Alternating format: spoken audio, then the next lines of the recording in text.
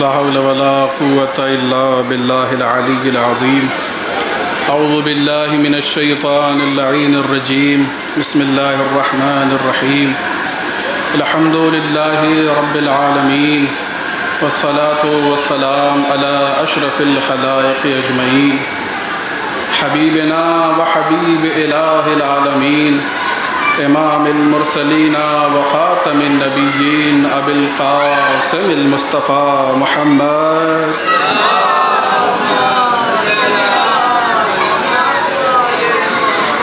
وعلى آلہ الطیبین الطاہرین الہداة المہدیین المعصومین المظلومین ولعنۃ اللہ علی اعدائہم اجمعین من الآن إلى قیام یوم الدین. اما بعد فقد قال رسول اللہ صلی اللہ علیہ وآلہ وسلم: حسین منی وانا من الحسین، احب اللہ من احب حسینا. صلوات پڑھیں بر محمد وآل محمد.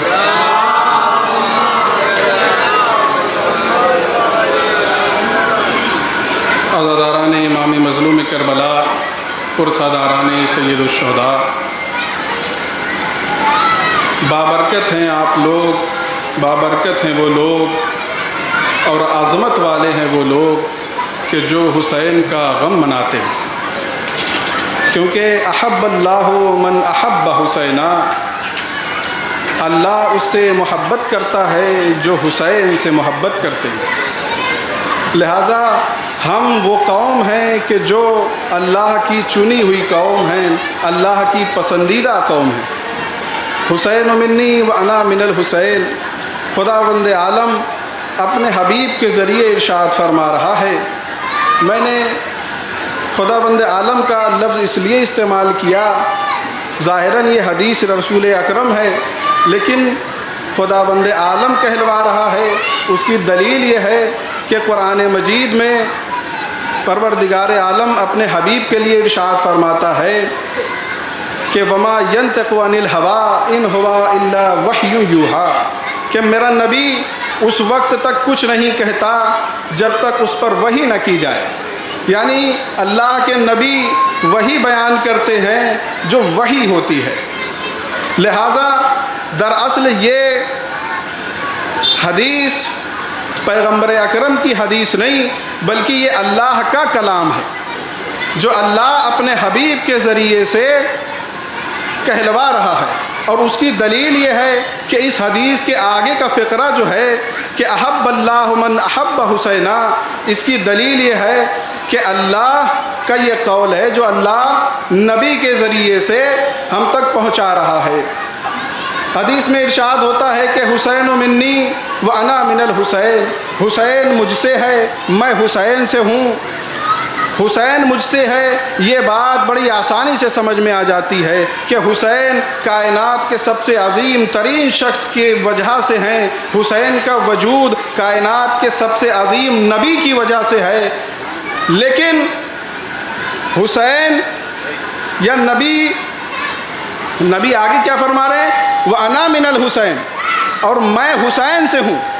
یہ بات بڑی مشکل سے سمجھ میں آتی ہے، اور اس بات کی تشریح کے لیے علماء نے بیان فرمایا کہ یہ بات اس وقت تک سمجھ میں نہیں آتی جب تک انسان اپنے ذہن کو کربلا تک نہ لے جائے.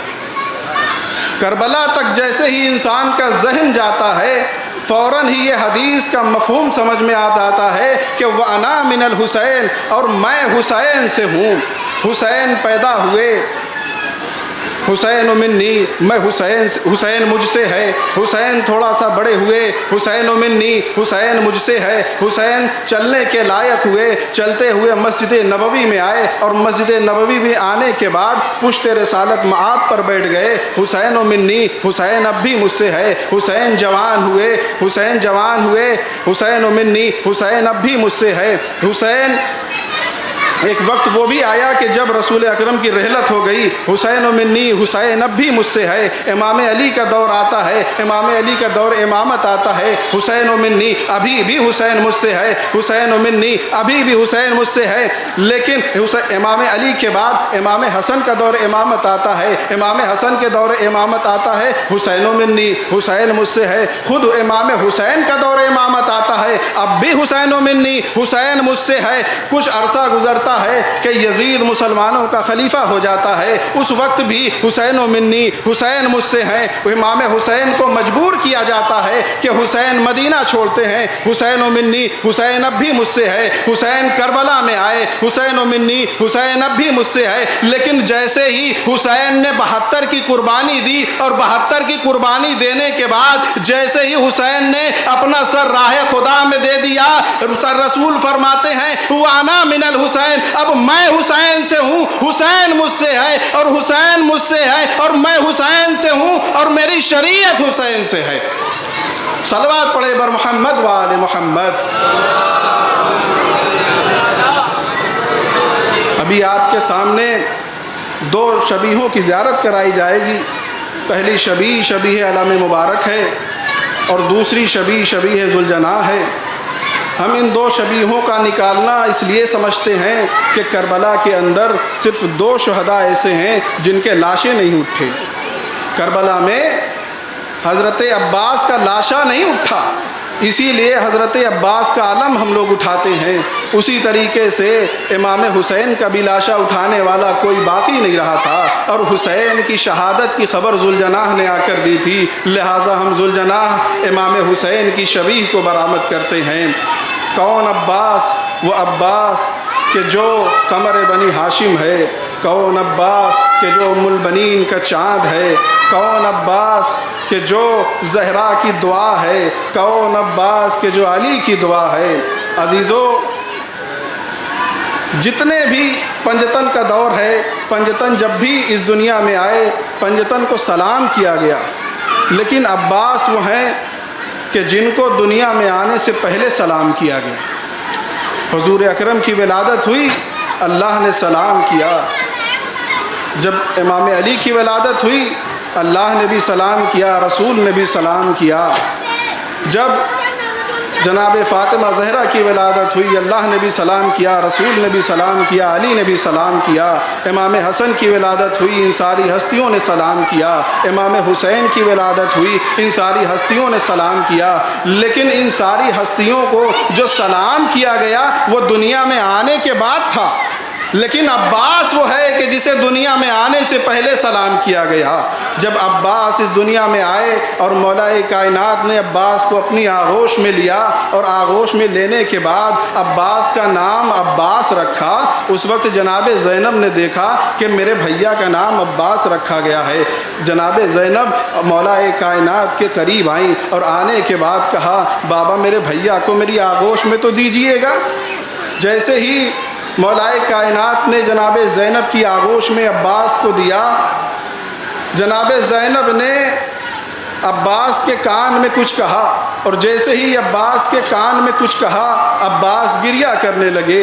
امیر کائنات آگے بڑھے، کہا اے میری لاڈلی زینب، آخر تم نے اپنے بھائی سے کان میں کیا کہہ دیا کہ تمہارا بھیا گریہ کرنے لگا؟ زینب کہتی ہیں کہ بابا اماں کا آخری وقت تھا، اماں نے مجھے بلایا، کہا زینب میں اس دنیا سے چلی جاؤں گی، میرے جانے کے بعد اس دنیا میں تمہارا ایک بھائی آئے گا جس کا نام عباس ہوگا۔ جب وہ دنیا میں آ جائے نا تو اس سے کہنا کہ تمہاری ماں فاطمہ زہرا نے تمہیں سلام کہا ہے۔ ہاں عزیزو، وہی عباس کہ جسے ام البنین نے اپنا بیٹا سمجھ کر نہیں پالا، وہی عباس کہ جسے ام البنین نے اپنا بیٹا سمجھ کر نہیں پالا بلکہ حسین کا غلام سمجھ کر پالا۔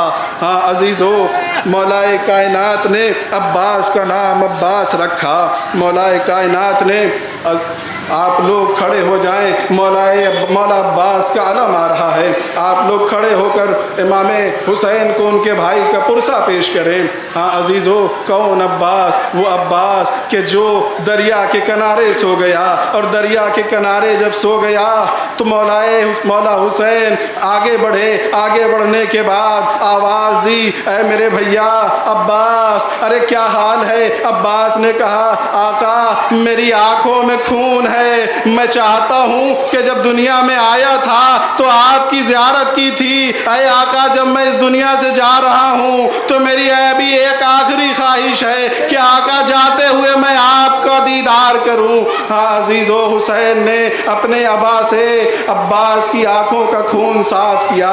عباس نے بھائی کو اپنے آقا کو دیکھا، اور آقا کو دیکھنے کے بعد عباس نے کہا کہ اے مولا میری حسرت پوری ہو گئی۔ حسین نے کہا، اے بھیا عباس تمہاری حسرت پوری ہو گئی، لیکن میرے دل میں بھی ایک حسرت ہے۔ اے عباس تم نے زندگی بھر مجھے آقا کہا ہے، اے عباس میں چاہتا ہوں کہ وقت آخر تم مجھے بھائی کہو۔ کچھ لمحہ گزرا تھا، تمام واقعات کی تفصیل میں نہیں جانا، بھائی نے بھائی کو بھائی کہا۔ ایک مرتبہ عباس کی روح پرواز کر گئی، حسین نے علم لیا، اور علم لینے کے بعد خیمے کی طرف آئے۔ آنے کے بعد سکینہ نے کیا دیکھا، ارے میرے بابا علم لے کر آئے ہیں، میرا چچا نہیں آیا۔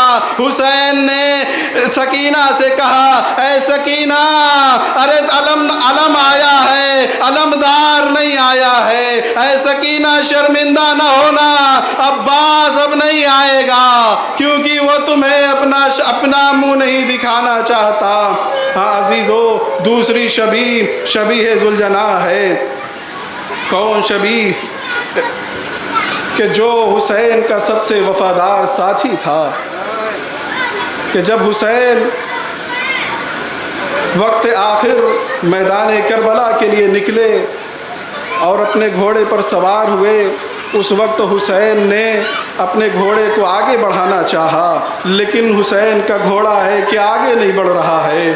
جیسے ہی حسین نے دیکھا کہ گھوڑا آگے نہیں بڑھ رہا ہے، آواز دی، اے میرے وفادار ساتھی، ارے کیا تو نے بھی میرا ساتھ چھوڑ دیا ہے؟ ہاں عزیزو، بے زبان جانور ہے، اپنی گردن سے اپنی سمو کی طرف اشارہ کیا۔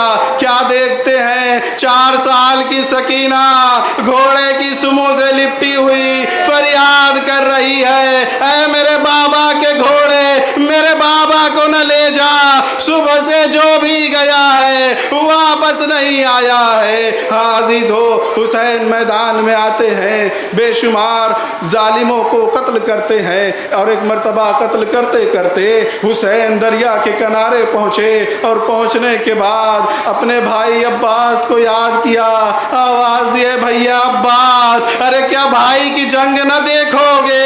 کچھ لمحہ گزرا، حسین جنگ کرتے کرتے اس مقام پہ آئے جہاں علی اکبر کو نیزہ لگا تھا۔ وہاں آنے کے بعد مولا حسین نے علی اکبر کو مخاطب کیا، کہا ہے میرے لال، ارے کیا باپ کی جنگ نہ دیکھو گے؟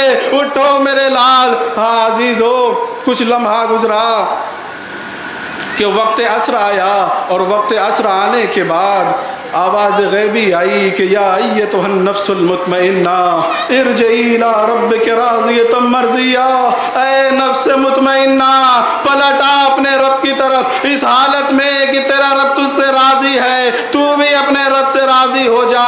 عزیزو، بھاگی ہوئی فوجیں سمٹی، بھاگی ہوئی فوجوں کا سمٹنا تھا کہ کوئی تیر مارتا ہے، کوئی تلوار مارتا ہے، کوئی نیزے سے وار کرتا ہے، جس کے ہاتھوں میں کوئی ہتھیار نہ تھا، ارے وہ پتھروں سے حسین پہ وار کر رہے تھے۔ ہاں عزیزو، ذوالجناح کا کردار یہ ہے کہ ذوالجناح نے جب دیکھا کہ میرا آقا اب گھوڑے پہ سنبھل نہیں سکتا، تو ذوالجناح نے اپنے پیروں کو پھیلایا اور اپنے سینے کو زمین سے مس کر دیا تاکہ میرا آقا خیریت کے ساتھ زمین پہ آ جائے۔ جیسے ہی حسین زمین پہ آئے، شمر آگے بڑھا، وہ شمر جالس علی صدرک، شمر سینہ حسین پہ سوار ہو گیا، ایک ضرب نہیں 12 ضربوں سے حسین کا گلا کاٹا۔ جیسے ہی شمر کا کند خنجر چلا، زینب کبریٰ نے آواز دی، اے عمر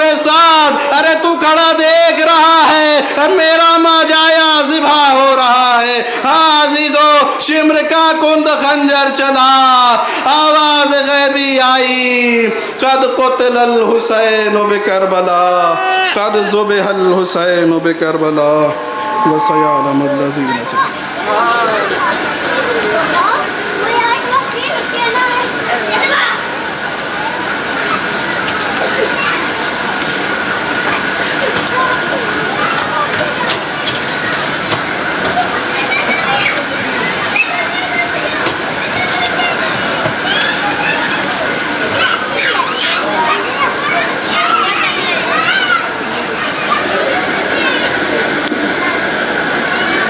تقریر فرما رہے تھے علی جناب مولانا حیدر عباس شہدی صاحب قبلہ میں